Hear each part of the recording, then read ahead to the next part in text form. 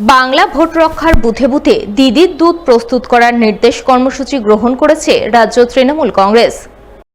সেই কর্মসূচির অধীনেই শুক্রবার মালদায় শুরু হয়ে গেল বাংলার ভোট রক্ষা কর্মসূচির আনুষ্ঠানিক সূচনা। এই উপলক্ষে মালদা জেলা তৃণমূল কংগ্রেস কমিটির পক্ষ থেকে এদিন এক সাংবাদিক সম্মেলন আয়োজন করা হয় মালদা শহরে। সেই সাংবাদিক সম্মেলনে হাজির ছিলেন জেলা তৃণমূল সভাপতি আব্দুর রহিম বক্সি, তৃণমূলের ভোটার তালিকা সংশোধন কমিটির জেলা সভাপতি মোয়াজ্জেম হোসেন। এছাড়া উপস্থিত ছিলেন জেলা তৃণমূলের চেয়ারম্যান সমর মুখার্জি, বিধায়ক সাবিত্রী মিত্র, তৃণমূল নেতা কৃষ্ণেন্দু চৌধুরী, শুভদীপ সান্যাল সহ অন্যান্যরা।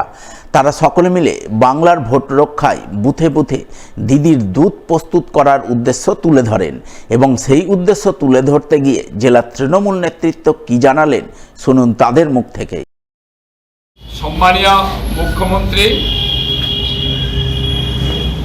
ভোট রক্ষা কর্মসূচি গ্রহণ করেছেন, সেই হিসাবে আমাদেরকে নির্দেশ দিয়েছেন বুথ ভিত্তিক এটা যাচাই কমিটি গঠনের মধ্যে দিয়ে ভুয়ো ভোটার ধরা, বহিরাগত ভোটারদের ভোটার তালিকা থেকে বাদ দেওয়ার এটা প্রক্রিয়া শুরু হয়েছে।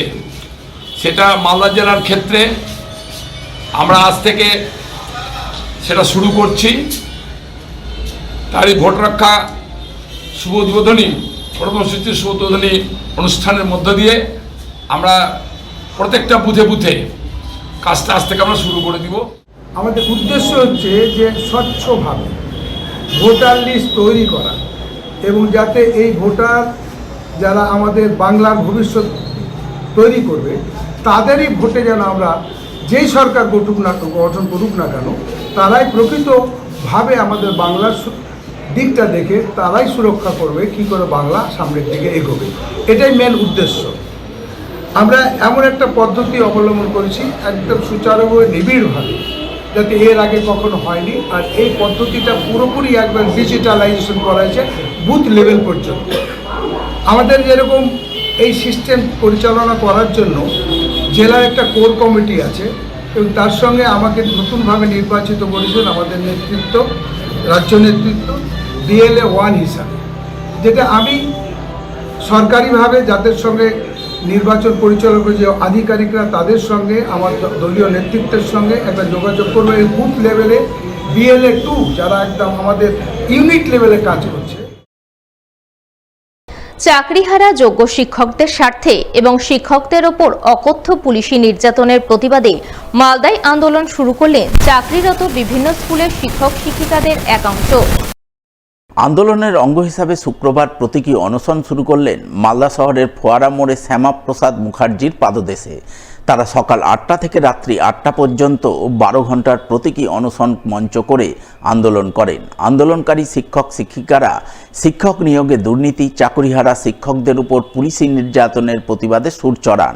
সেই সঙ্গে শিক্ষক নিয়োগ দুর্নীতি ইস্যুতে রাজ্যের তৃণমূল সরকারের কড়া সমালোচনা করেন। আমরা আজকে এখানে প্রতীকী অনশনে বসেছি, কারণ যে দুর্নীতির রাজত্ব চলছে শিক্ষক নিয়োগে বিশেষ করে এবং শিক্ষাক্ষেত্রে মান অবনয়নের যে চেষ্টা চলছে তার বিরুদ্ধেই আমাদের এই প্রতিবাদ।